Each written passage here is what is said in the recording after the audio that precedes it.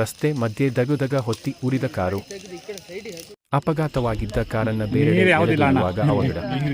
ರಸ್ತೆ ಮಧ್ಯೆ ದಗದಗ ಉರಿದು ಕಾರು ಸಂಪೂರ್ಣ ಭಸ್ಮ. ಕಳಸ ತಾಲೂಕಿನ ಸಂಸೆಯ ಬಾಲ್ಗಲ್ ಬಳಿ ಘಟನೆ. ಅಪಘಾತವಾದ ಕಾರನ್ನ ಮಂಗಳೂರಿಗೆ ಎಳೆದೊಯ್ಯುವ ವೇಳೆ ದುರ್ಘಟನೆ. ಕಳಸ ತಾಲೂಕಿನ ಸಂಸೆಯ ಬಾಲ್ಗಲ್ ತಿರುವಿನಲ್ಲಿ ನಡೆದಿದ್ದ ಅಪಘಾತ.